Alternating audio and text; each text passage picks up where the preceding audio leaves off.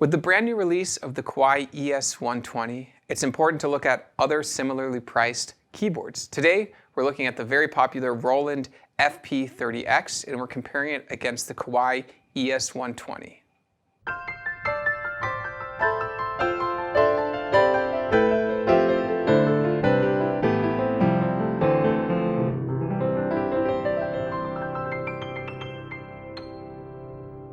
Hi, this is Patrick Marr with Alamo Music in San Antonio, Texas. You can find us online at alamomusic.com.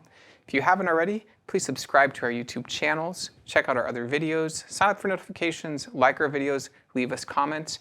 We appreciate your support. We love to interact with you. Well, first, I'm missing Ted, so I feel like my better half isn't here, but we are very thankful for all of our subscribers. We just cleared over 10,000 subscribers recently, and we are trying to add in a little bit of, I would say, a little trivia to every video, and bless every video with a piano fact. There's, I think, infinite piano facts, so it's exciting to be able to talk about something that we love so much here at the store and bring it to the community. So this is a little treat for those who subscribe and watch our videos. Today I wanted to bring up parts of a piano. So it always reminds me when we're looking at like a little digital piano like this, you see the white and black keys, you see the compact box, and everybody wants something slim and works and it feels like a real piano, sounds like a real piano. But the parts of a piano, when you really start to dissect it, and there's some cool videos online of people really pulling apart every piano, you start adding up how many parts it is. And here at the store for many years I've heard, there's X amount of parts in a piano. But after doing a little bit more research, there's actually close to 12,000 parts in one piano. And so you think about all of that coming together, being put together, and it sometimes accounts for, people see the price tag on a piano, how could it cost this much? And you try to think about similarly priced things, cars, things that are sometimes highly manufactured that have to serve a purpose. But we're talking about musical instruments, and 12,000 parts of skilled technicians putting together an instrument is a beautiful thing, from the keys to the wood they use, to the hammers that are striking it, the felt, all the underfelts, the strings. We talked about the strings recently. There's over 200 strings in a piano, the construction of the actual soundboard in the steel plate, and the whole casing and cabinet. So a lot goes into a piano, and it's amazing that today we are looking at an instrument that can substitute for a piano. I'm not going to say it's an equal, because I would disagree with that statement, but we are looking at digital pianos that are portable and can serve similar functions to learn on, so that you can go and play one of those 12,000 part pianos and enjoy it in its entirety. So that's kind of our fact for the day. So we are looking at the Kawai ES120.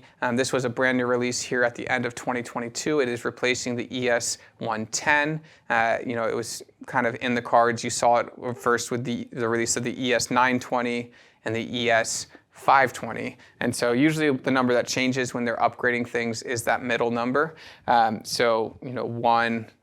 1.0, and now it's 1.2.0. So the next one in the series. A nice sleek design on the 120.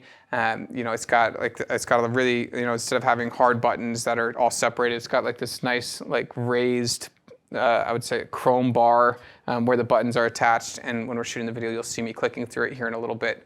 But what makes the ES120 great in kind of a huge upgrade from the 110, its predecessor, is the addition of Bluetooth. So Bluetooth audio and Bluetooth MIDI. Both these keyboards we're looking at today, the Roland FP-30X and the ES120, have the Bluetooth capability. So that is something that you don't usually see on portable instruments that are in this price range. It's great that I would say consumers are expecting that in their devices that plug into the wall, whether it's your car and you're also driving, and you want to be able to connect your phone or connect an iPad or an Android tablet to whatever you're playing, to be able to control it first off, but also to add features like, hey, I want to listen to my music out of the speakers on this. So both of these pianos both these keyboards both have that capability with Bluetooth. The ES120 uses Kawai's, it's called their harmonic imaging.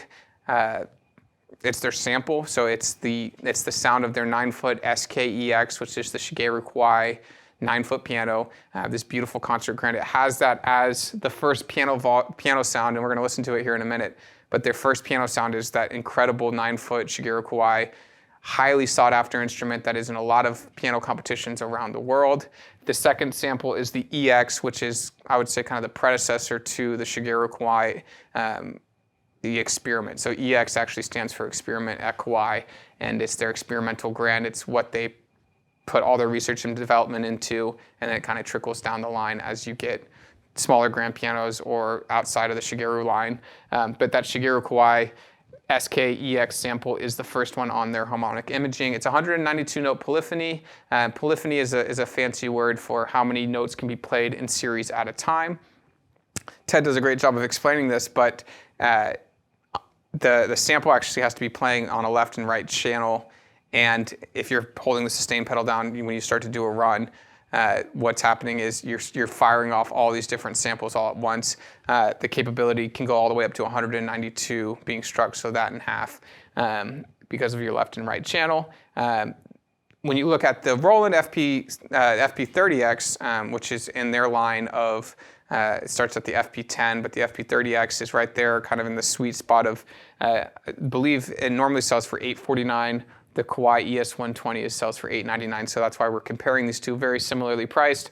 The Roland does have a 256 note polyphony, so a little bit more beefed up on that, and it also has the supernatural piano sample, and so that was, historically their best sample on their pianos 5-10 years ago, and they've gone to a level on their FP90s now, so they're top of their line portables.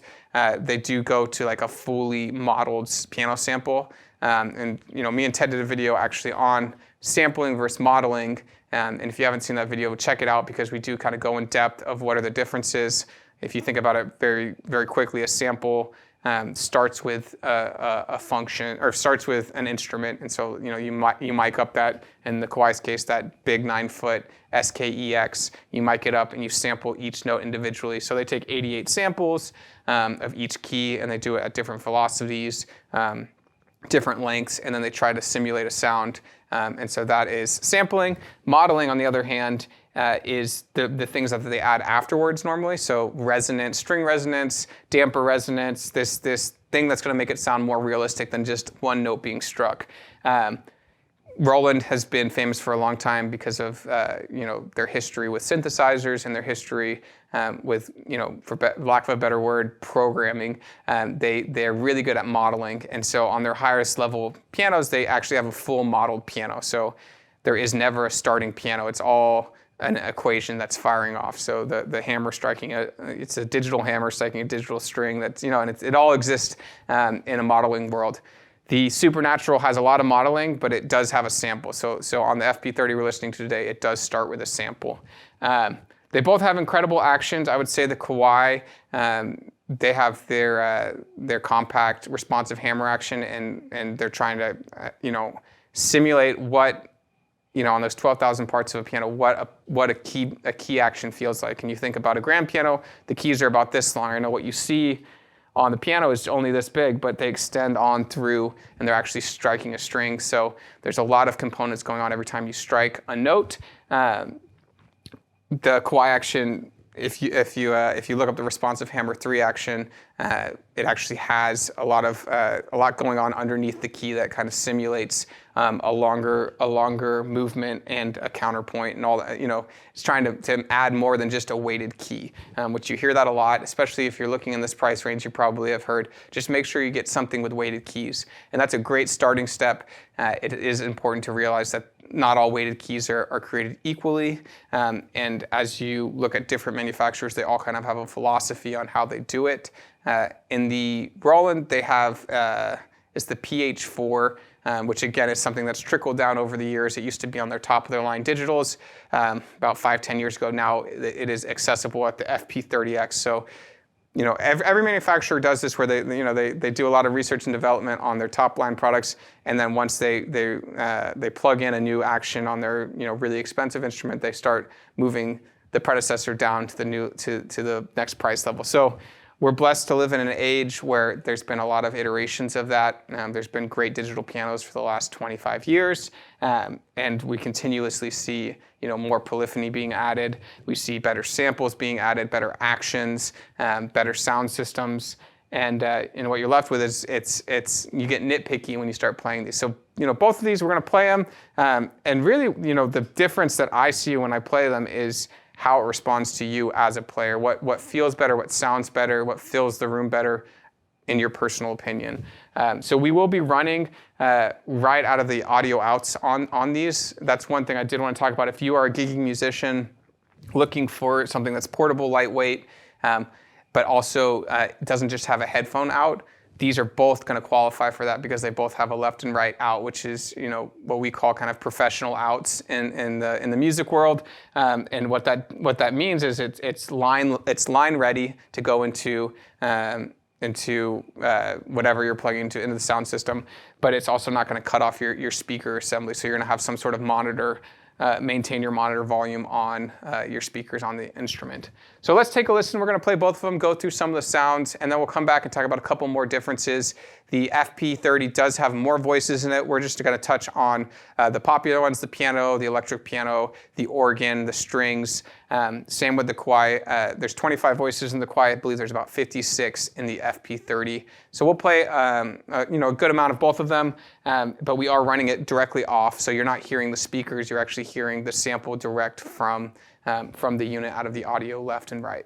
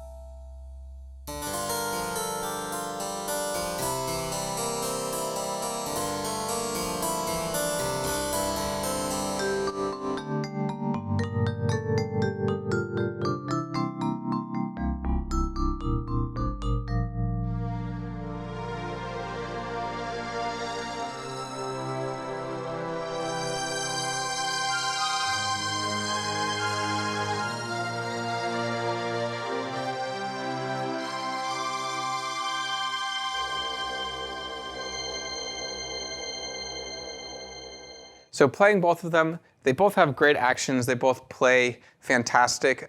Something to expect in this price range is it's going to be a great feeling instrument, whether you're looking at these two brands, Kawai and Roland, or if you're looking at Yamaha. There's even great Casios in this price range that I would say they put a lot into the action in the sound. You're not getting a stand, you're not getting a great pedal. That's something I did want to bring up. So the one accessory I always make sure people buy when they get either the ES120 or the FP-30 is you want to upgrade your pedal immediately. You want to get an actual pedal. They come with these little square pedals that are almost like pressure sensitive. They don't get the job done. That's, every manufacturer kind of cuts corners there, and they put a cheap pedal in there. Never met anybody who prefers it, but do yourself a favor. There's generic brands that offer them for $25. I think from the manufacturer you're probably looking at $30, $35. But those pedals are going to be a lot better and work a lot easier for someone who's an experienced player or even a beginner. It's better to have a pedal that is going to serve a better function. Also, they both come with optional accessories for stands if you want something from the manufacturer that puts together. But right at the price point of $849 and $899, it's kind of right out of the box. You get the cheap pedal and you get the unit in the power adapter, of course. But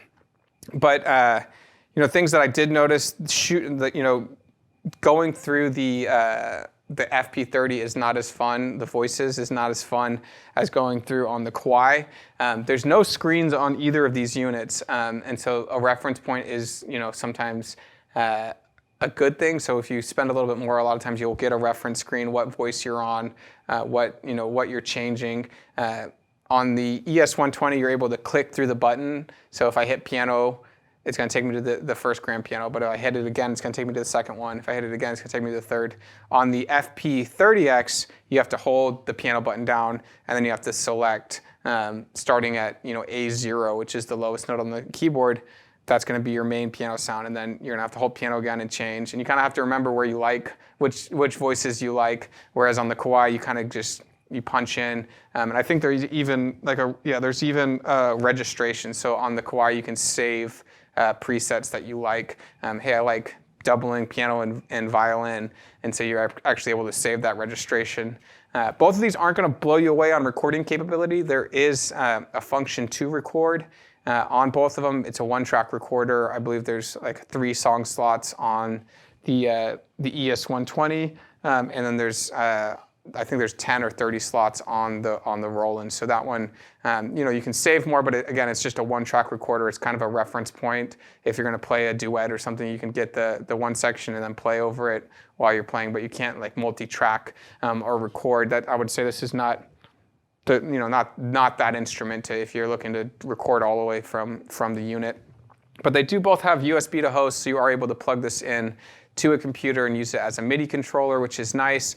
Again, that Bluetooth MIDI is also a nice option. That is, you download Kawai's app or you download Roland's app or any actually app that can use MIDI controlling, and it communicates wirelessly through that device. So Kawai uses their virtual technician. That's an application, but the piano remote is really what kind of unlocks this. So Kawai's piano remote app, and you can go through and actually change parameters on the first and second samples of the instrument. So that SK sample, that rendering, you can go in and make adjustments to to different parts, like the string resonance we were talking about. You're able to go in and change that all. As far as weight goes, they're both very similar. 26 pounds on the Kawai, 32 pounds on the Roland. So both of these are pretty easy to pick up and take to a gig with the neck stand, and you're ready to go. Wattage coming out of it, very similar. 20 watts on the Kawai, 22 watts on the Roland. So a little bit more on the Roland, but it's 11 by an 11 speaker instead of a 10 by a 10 speaker. So very similar, kind of what you can expect. I think what the big difference is, what it comes down to is which one feels and responds better to you as a player. If you're a beginner, I would say take a risk and do a little research, see what people are saying. But I don't think there's a wrong answer here.